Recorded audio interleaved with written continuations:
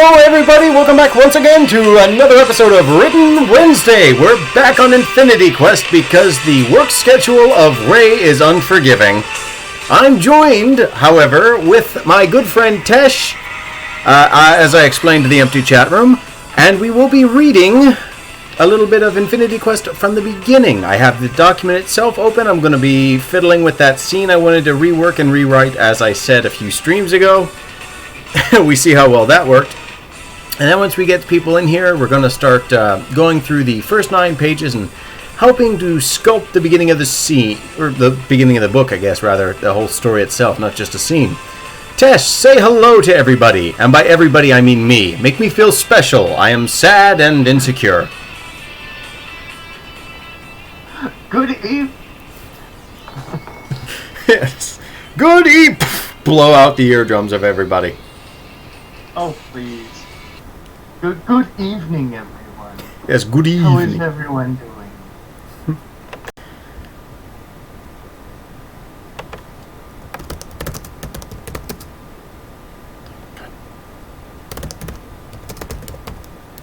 Hang on.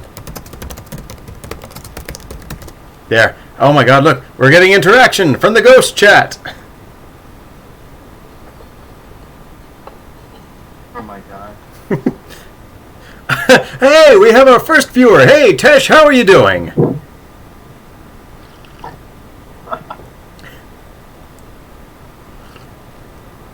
I love that my internet quality is just all over the place tonight, so it sounds like I'm having my special guest host, man having a seizure. Hey, believe me, it's on my end too, so.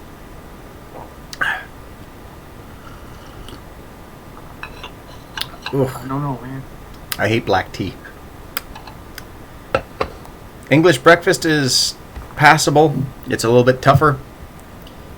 But, like, I always taste iced tea out of that, even when I heat it up, and I can't stand iced tea. I don't like iced tea, and cold coffee gets kind of a pass. It's okay. I actually recently just had, bubble tea. That was pretty good, with tapioca at the bottom. Never had bubble tea. But also, what the hell is wrong with you? I love iced tea. I just don't like cold tea. Oh, but I'm sort of living vicariously one of my favorite scenes in an old Disney movie. I used to really love the Aristocats, and I don't know if you remember the mouse, but he is such a mooch, and I love that they don't even care. Like, I think they offer him some cream or like some tea or something like that, and he goes, "Oh, well, it's funny you should mention that. I just so happen to have this cracker here, and what better, what fortuitous circumstances that what should go better in cream than a cracker?" And they're like, "Oh, yeah, go ahead." Talking about, was it creme de la Edgar? Say again? It was creme de la Edgar, if I recall correctly. Oh god, I haven't seen the movie in years, but I am going to dip my Ritz crackers in my tea and just enjoy myself. Hey, to be fair, the only reason I remember that name is because there's this guy on YouTube who does food, and he did that. That's amazing. Oh, god, I remember, what was it, Gidge showed me once. This guy making the imagination pie from Hook with Robin Williams. And for like the entire... Same guy. For the... that's amazing. For the, like, you saw the one, like, the entire first half of the video, he's just, like, using imaginary ingredients and, like... it's the greatest thing, and I love it.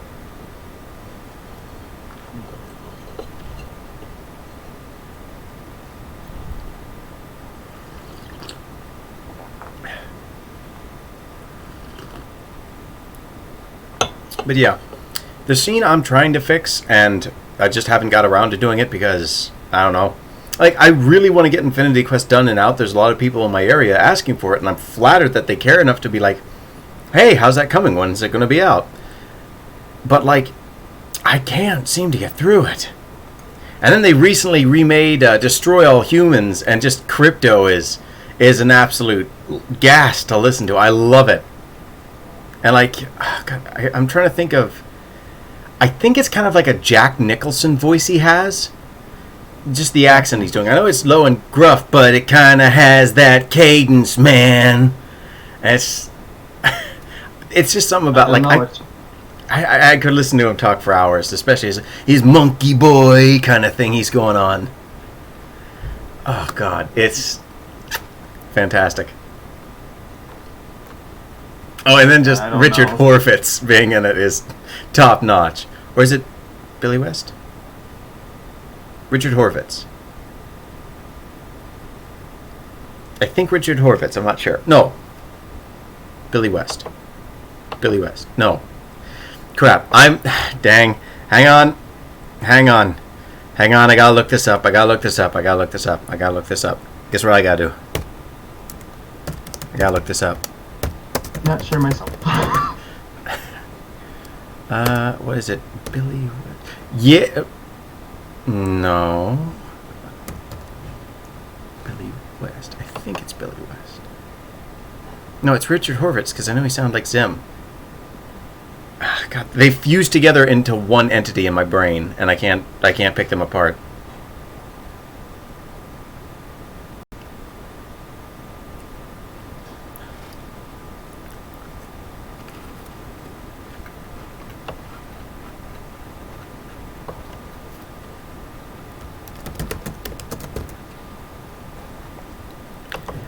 Ah. Yes, it's Richard Horvitz. I thought so. I think Billy West is in it too. I'm not sure. That's cool. I'm generally happy about that. But taking that, putting that in a mind box, and just shipping that out of the cerebellum. You're eating? Say what?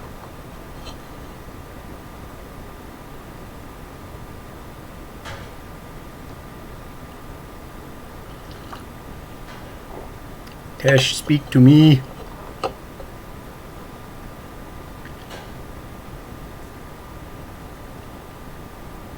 I was just saying. Oh. Yes, hello.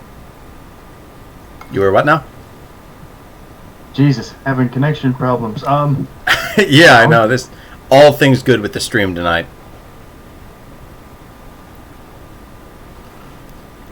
But yeah, I was just gonna say, like, oh, what the heck are you eating? Ritz crackers. Oh my God. But nothing better to have with hot tea than Ritz crackers. Oh my God, yes, no, absolutely phenomenal. I have dined with the embodiment of class, which is to say felines.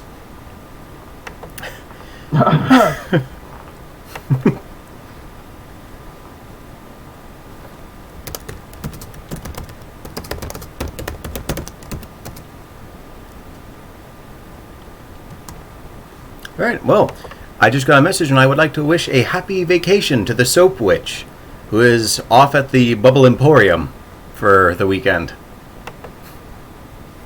I love how I have characters in my stream, by the way, that unless you've watched every one of them, it makes no sense and it's just people being silly. Which is pretty much the premise of all the content I upload, just people being silly.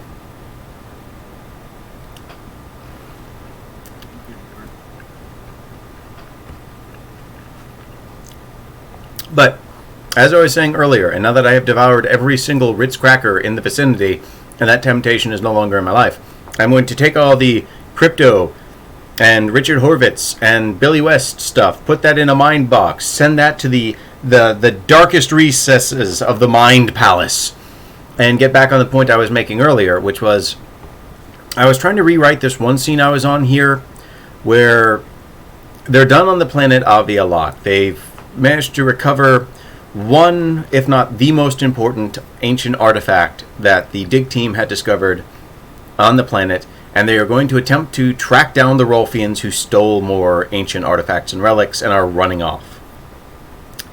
Originally, I had the scene play out that once they were in the ship and they were giving chase, or more or less to want to try and meet up with the Hibiscus and then find where the hidden Rolfian ships were, the Infinity Drive went crazy and started tearing amok the ship.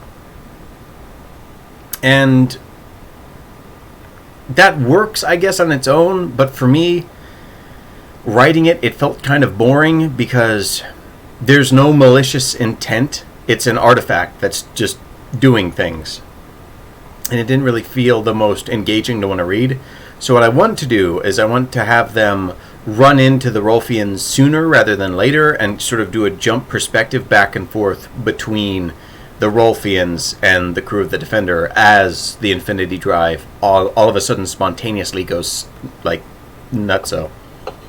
I think that makes it a little bit more... Absolutely haywire. Oh my god, yes. Because now they have like a crazy situation to want to deal with. There's Rolfians actively shooting at them. There's the Hibiscus there that's like, okay, our support just showed up and why is it on fire? And then there's the crew of the Defender who are, hey, we're here, why are we on fire?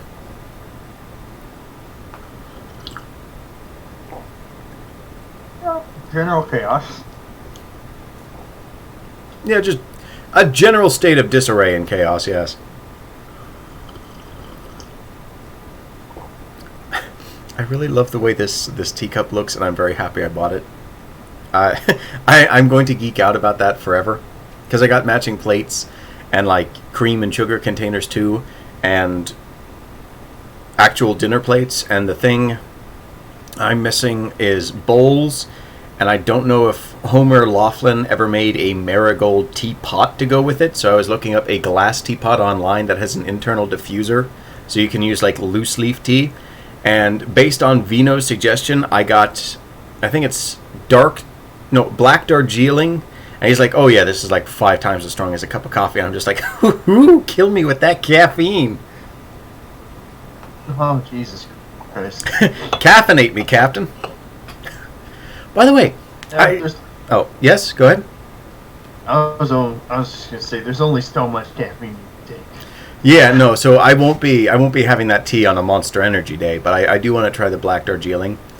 And speaking of Monster, I wanted to ask, are you having any difficulty finding the Pipeline Punch? Like, I know you don't actively look, but like, if you can in your area, the Pipeline Punch flavor. I don't know if I'm just unlucky and all 3 stores I went to are just out and not having it, or if Monster is discontinuing the flavor, which would make me the big sad, because I've already lost one carbonated love. It may just be like a regional thing, because I have no problem.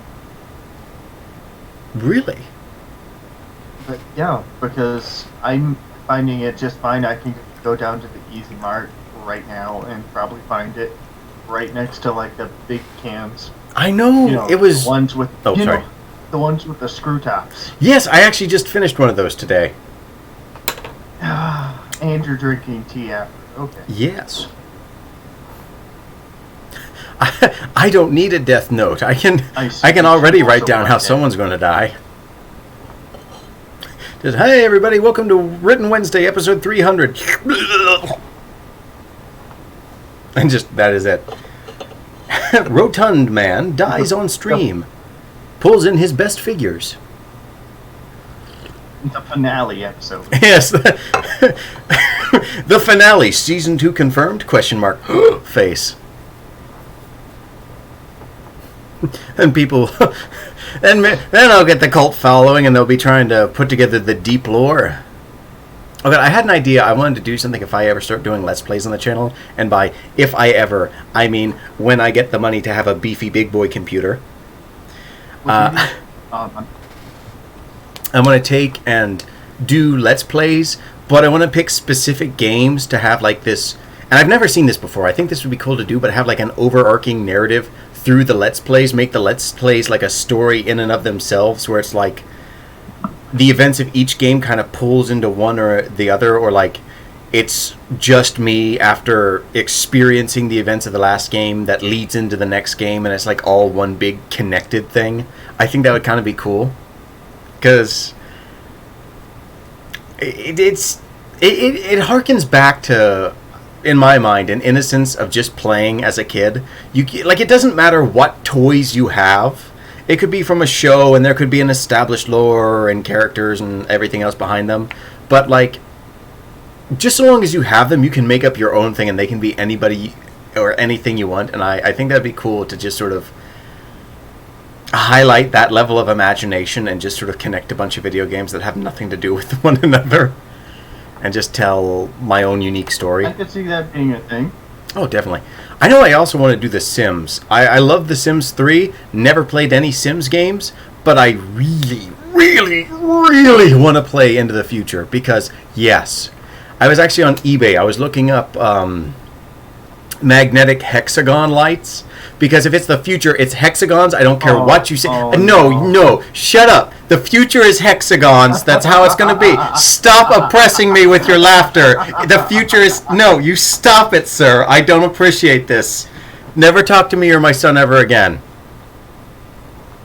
No, please. But I want to get like a bunch of them and just like in little clusters throughout my room and have little magnetic hexagon lights hooked up so I can just be like, oh, the future. Touch. Like, and they're tap lights too. They're tap lights. All I have to do is like brush over them. It's just like, wow, the year 2079. Jesus Christ. You realize that's a lot of fucking money. I do. That is a lot of money for those Please, hexagon. please, Tesh, keep my stream family friendly. I can feel the temptation. Sorry. I can feel the temptation just immediately building at that.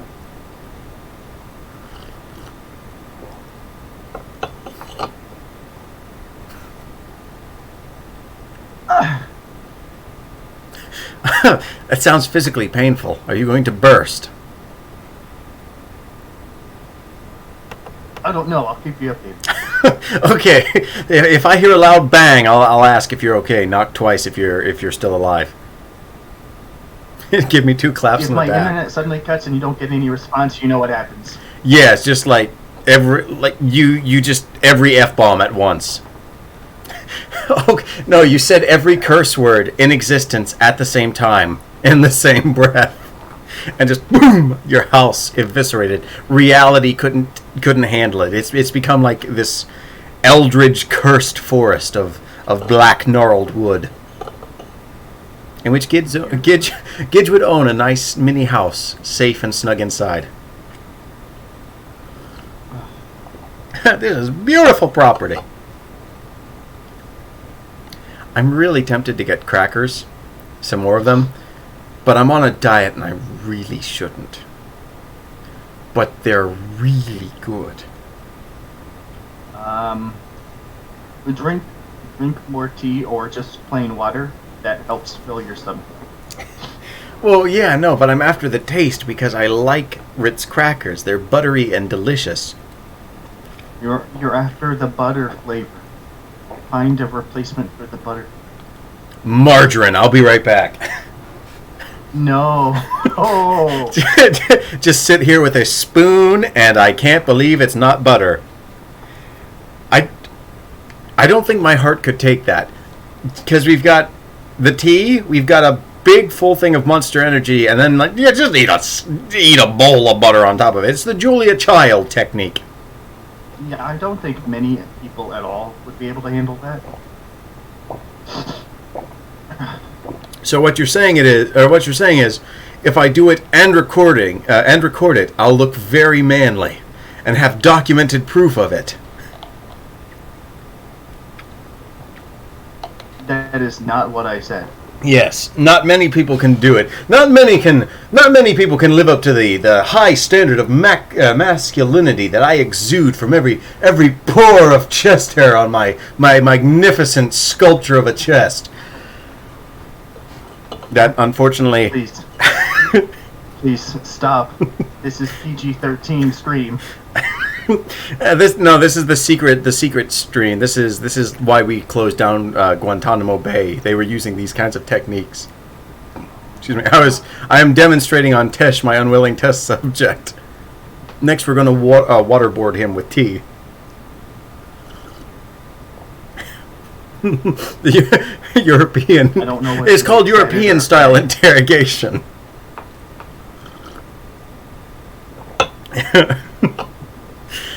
Oh, goodness. You know what'd be cool, though? And I don't want to mention specifics because I know she's not done with it.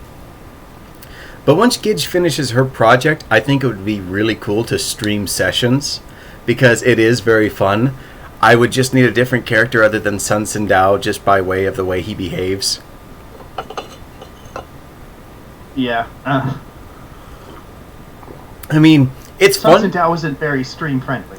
No, but it is fun going through life as like a giant fist. I know I normally play like the Boy Scout protagonist character, and I don't know for whatever reason, but for him I wanted to play a jerk, because it's the first time I've ever like sat down and was like, what's my character going to be? Self-insert or someone else?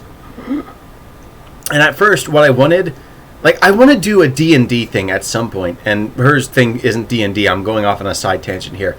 But I want to do a thing where, like, my character's a necromancer, and I want him to be, like,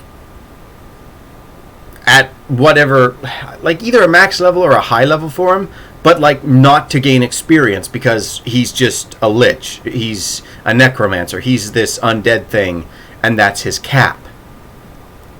So in the early game, he'll be strong, but in the campaign, the bigger threat he's up against, he comes to like the realization early on that I'm not going to be able to fight that thing. I'm not strong enough to fight that thing. And the only way for me to live is to sort of put myself in this juxtaposition where I'm helping heroes become stronger, even though I'm villainous by nature, because it's the only way I could survive. No, James Cameron, you cannot have that idea. No, stop it. What does it even say? Oh yes, because James Cameron ate the close eye in the street. Yes, he does. Stop it. He's envious. He's envious of my chest hair. I shouldn't have flexed on stream. He's calling. He is upset, and now I'm going to have to do a public apology on PBS.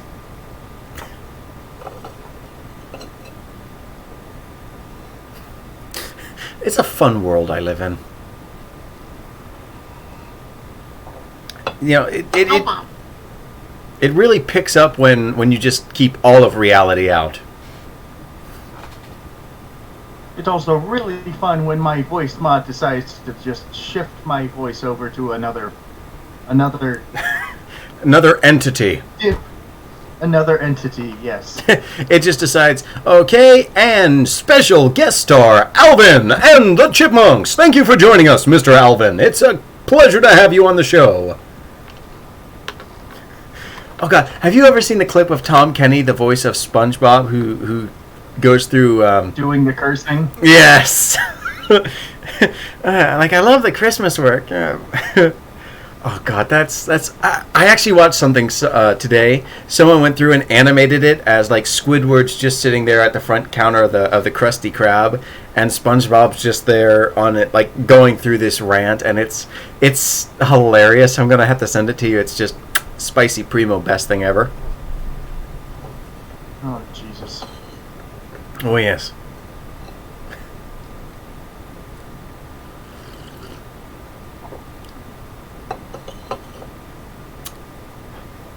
I am just blowing through this tea. Okay, no, we got plenty. Must be because we're talking and drinking at the same time. Yeah, no, if this was an alcoholic stream, I would be dead yesterday. I doubt that, but okay. No, if we did the mathematical calculations and we changed caffeine to alcohol, that would just be it. This would be some sort of like weird paranormal stream where I am communicating from beyond the grave. Don't worry, I never burp on stream. I am the very definition of gentlemanly. I know this because I just made the word up. Definition, here.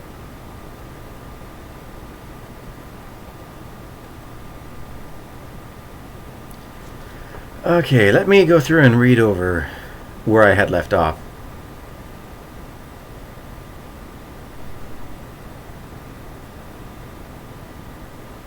Because one of the things I really wanted to do is I wanted to have an awkward interaction between Tanner and Cairo.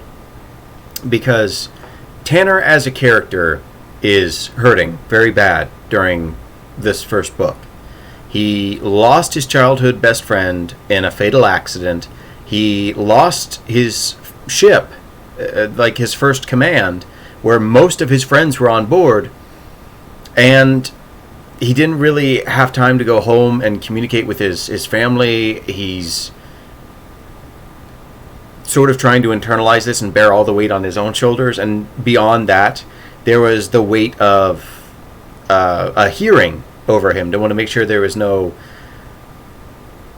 wrongdoing or anything on his own behalf that screwed up the situation, because as a person he can't accept that everyone died and there wasn't something he could have done better. He can't really swallow the idea that it was unavoidable, and the longer he sits and waits, the longer he blames himself. But at the same point in time, he needs that time to want to sit and process and come to terms with everything. But the situation just doesn't allow it. This admiral is interested in him. He has to move for his career into this new position, and he's fighting so hard to make a good impression and deal with everything that was weighing on him from the loss of his previous ship, that he's starting to drift away from his only surviving friend from that command. And he's doing increasingly irrational things, or behaving in acharacteristic or atypical behaviors of him, just abnormal behaviors of character. And the person who survived doesn't really jive well with feelings. She's not a feeling individual. Not to say she doesn't feel for people. She doesn't lack empathy. She's just very dumb when it comes to emotion. She's a very logical thinker. She's a very robotic person, which is paralleled by her mechanical exterior.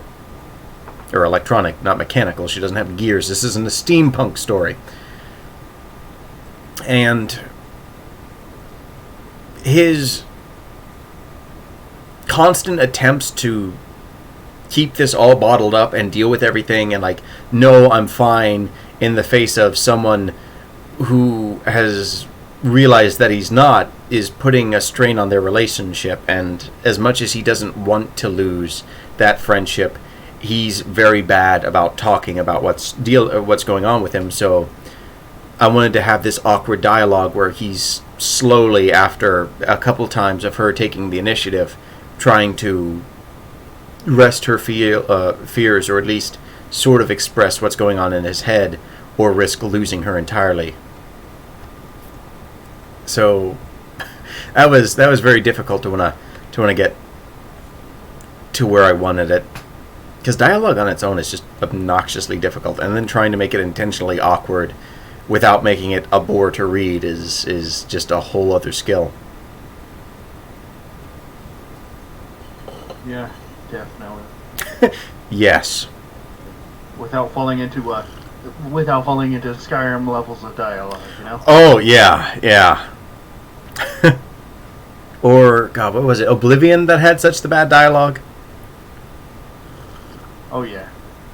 Okay, I love. Speaking of Oblivion, I just love the videos that Khan did. I don't know if it was Morrowind or Oblivion, but I love the good morning. Oh my god. Like he does that. The transition is amazing, because what I'm referencing here, and anyone who played the game already knows this, but there was like, I forget which game it was. I think it was either Morrowind or Oblivion, where you had a town reputation, and the villagers would look at you according, like they'd either smile all happy when you were around because, oh hey, it's that guy, like, or they'd like sneer at you because, oh hey, look, it's that guy. What a butt cheek. And the dialogue wasn't nearly as advanced as their ambitions were, so you'd still get them happily saying good morning and then like immediately cutting down. So you're just walking along normal, good morning. And I don't know if it's just like he is on the same level spiritually as them, or if he's just played the game that much, but Khan hits that right on the money. And I love both videos he did about it.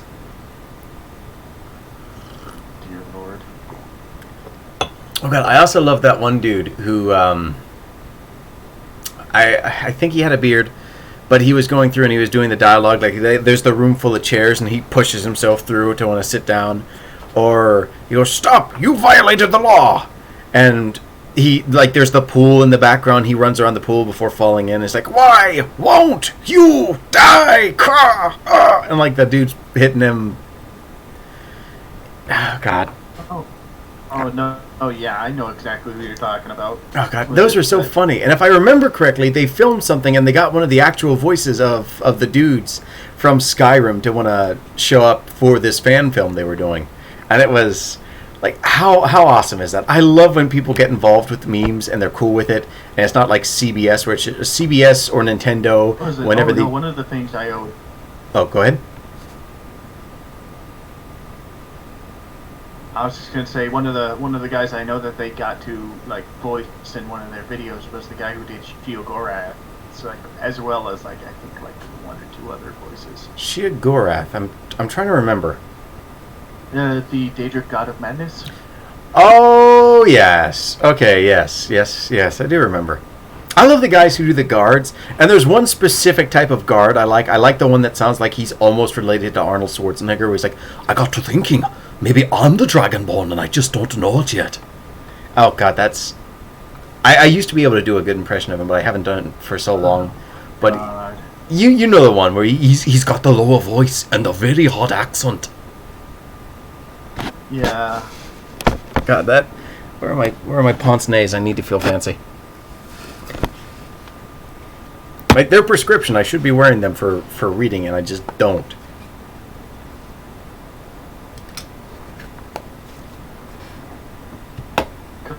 Commit, delete, self. No. Yeah, no, basically what this stream is I've drug a man in here to, like, quietly judge all my life choices, because the more I talk, the more he becomes worried for his own safety. Hey, Tesh, let's read something. Where is everybody? Locks the door. Great. Yes.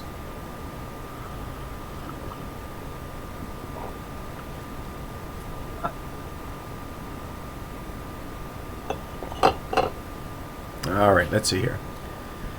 Oh yeah, it starts here. It starts here where he starts kind of opening up a little bit. And I should have kept writing down here at this sentence because I lost my train of thought with it. I just didn't want to lose you too. You were in danger, and I don't know. Tanner added before surrendering to the silence. Had I done something wrong? Asked Cairo quietly. What? He was almost stunned by the question, by how sincere and bewildered her tone was. Did I make an error, something obvious that I should not have overlooked? I know that I am not able to maintain consistent observational awareness in combat situations. If that was why you were behaving in such a way, I'm sorry, she answered before Tanner could stand to hear her gentle tone condemn herself no longer. What? Cairo, no! No way! It's nothing that you did. God, Cairo, no. Don't say that. Tanner continued. Then I am sorry, James. I do not understand what I have done to alter your behaviors, to necessitate unneeded damage to yourself, Cairo conceded. It's not you. You haven't done anything. It's just... Tanner tried to answer, locking up before he could find the words to explain. This time, it would be Cairo's time. That should be turn, not time. See, this is the importance of reading. This time, it would be Cairo's turn to narrow her eyes and focus on Tanner, trying to understand the thoughts that defied his voice. She'd known him for long enough to know that when he had a send me back to grade school because I'm a moron. She'd known him long enough to know that he had a particularly bad habit of trailing off mid-sentence, a habit that only got worse the more something was bothering him. Unfortunately, before she could draw to a satisfactory conclusion, the doors of the lift would hiss, opening up to the ready and expectant faces of the new command crew. "Welcome back, Captain," Gilgira chimed before cocking his head some. His astute eyes were matched only from his native senses, reading as much from the air around the young captain as he did from the actual sight of him.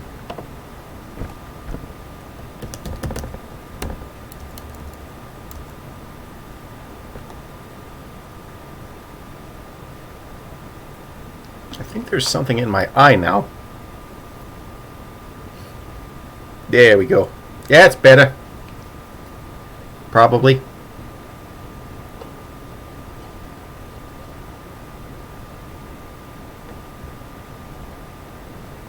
And some strange sounding thunder outside. You're getting a storm. Yes, exactly. A storm. Outside. Yes. Yeah, a little suspicious. Don't be. I never burp and stream. That was thunder. You said it yourself. I have it in audio. I will edit this in post so that you are agreeing with me implicitly. I don't know how, but I'll figure it out. I'm sure Shotcut, the free program, has all the necessary equipment I need to just turn no into yes. Oh yes, I'm sure it's a $3,000 program. Yes, a free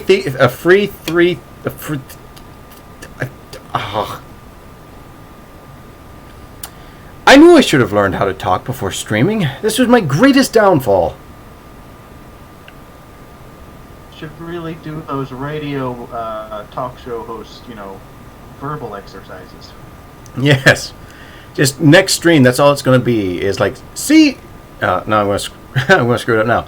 She sells seashells by the seashore. God, I actually took and I think I drove one of my coworkers crazy.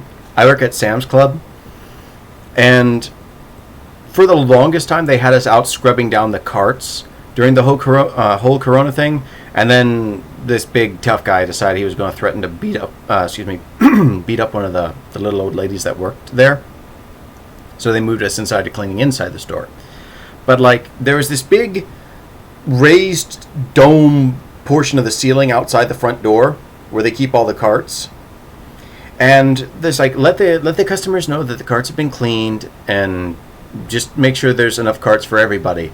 So anytime I'd walk under that raised ceiling, I would just boom out in my biggest voice, "All carts have been cleaned and sanitized," and it would just blast through through that entire space. And every couple of minutes, I just, "All carts have been cleaned and sanitized," and just whenever there was a new customer, I'd see more than 3, they'd get the message, and they'd laugh and they go "Oh, you sound like a radio. You sound like an announcer. You sound like the trams at Disneyland," and they'd come up with all sorts of things. And we were there for 6 hours, and I think it was 2 hours before she was going Ugh. You ever seen the scene in The Simpsons where Sideshow Bob is stepping on 11 rakes and he just gets smacked in the face each time he goes Ugh. And he steps off and he hits another one and smacks him. He's like Ugh. And he gets stuck in this infinite loop before the commercials, and it happens so many times that it goes from being funny to not funny to funny again. She was kind of in that middle state. And eventually she'd yell, "Shut up!" And she'd laugh at it because she didn't want to start anything. It was meant in good fun. And then after a while, she's like, "Here, I'll take care of it." And she just started yelling, "All carts squeaky clean!" And she did that for an hour to prevent me from ripping loose my message. "All carts are clean and nice." In this defeated, crazy little voice. And I think it was around that point that I realized, wow, I've actually driven someone insane. Wow.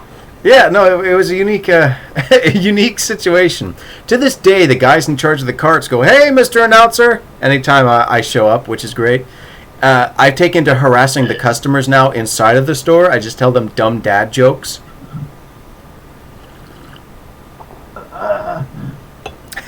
Which reminds me, hey Tesh. No. Hey Tesh. No. Hey Tesh. I have a question for you. I don't have an answer. Mr. Professional Co-host, I have a question for you. What's the question? It has been weighing heavily on my mind. What do you call two men hanging on a window?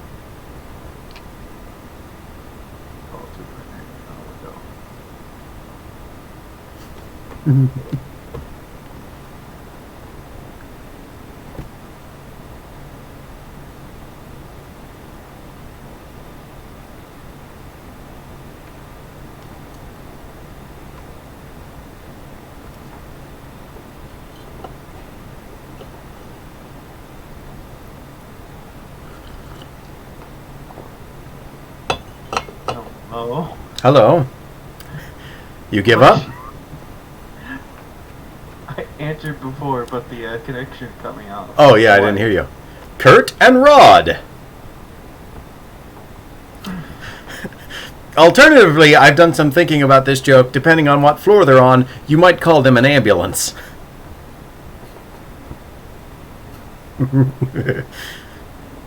Call me an ambulance. Oh, we've just begun. Oh, why does a chicken coop have two doors? Because if it had four, it'd be called a sedan. The chicken sedan. Yeah, there you go. You've heard that one before. I can tell by the pain in your voice. No, because it was painfully obvious. Oh, okay. Let me see. How does a mermaid wash its tail? You're talking to somebody who also does jokes like this. Ah, I've never met a connoisseur before. How? Actually, I have. I've met up with a few old people at Sam's who they'll come back and they'll tell me jokes I could never hope to repeat and still stay employed. But the answer. That's not the style of jokes. That's a completely different category of jokes. Well, okay. Well, to answer the previous joke, how does a mermaid wash its tail? With Tide. But like they'd come up and they'd tell me, what does like I tell them some of the stupid jokes. This is a PG-13. Say what? I thought this was a PG-13 screen. Oh, it's a little saucy, but it's nothing crazy. But I couldn't repeat it to customers. But like I'll tell them a joke and they'll go, "Oh, that's fine. Let me think of one." And they'll come back and they'll go, "What does Star Trek and hang on? What does Star Trek and toilet paper have in common?"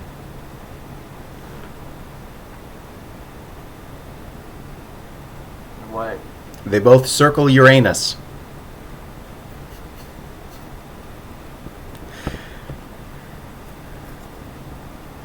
And of course, you know, there's the other ones where they stop being dad jokes and they go full on like that's a dirty joke. Yep. Oh, one of my favorite ones, and I've heard this one. I heard this one in the Honeycast originally, where they had like Alistair does dad jokes or something like that. It was, why can't you hear a psychiatrist going to the bathroom?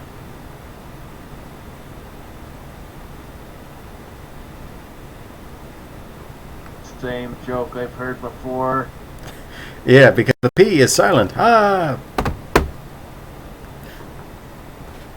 But I remember that one got me, so I just started. The P is silent. Yeah, I started researching into dad jokes, and now I just whenever I go to work, I have like 20 of them that I'll cycle through during the course of a day, and I don't think they're used to people talking to them, because when I get going, they almost always laugh, and then they'll come back a few minutes later, having I guess Googled a joke of their own, and it's pretty good. I've heard the old tired and true dumb ones of how do you catch a unique bird?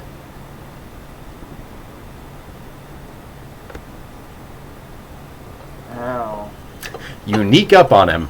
How do you catch a tame bird? No, I don't know the answer. The tame way.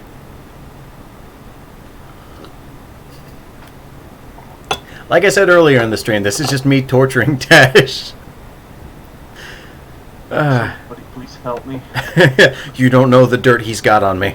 I'm only enduring this to keep my secret 7 bank accounts and 9 secret Twitter accounts a secret. I've made a grave mistake. Yes, no, I get you. I'm kind of surprised no one showed up tonight. Do you advertise it? Yeah, everywhere, same as I usually do. I guess that's just kind of what I get for doing my stream in the middle of the week. I guess people are working, jobs and employment and, life stuff. I guess so. I don't know. What am I to say? Indeed.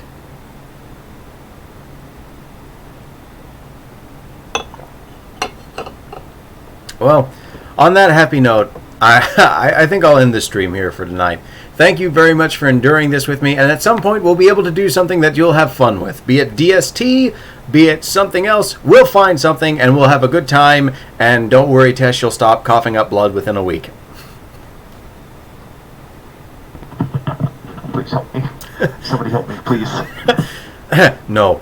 So, until next time, everyone, keep a kind state of mind, keep your Tesh locked in the basement, and always remember, I believe in you. No matter what your creative pursuits are, you can reach them if you pursue them, and keep your Tesh strongly imprisoned in Discord. See you later, everybody. Save me, please. No, no.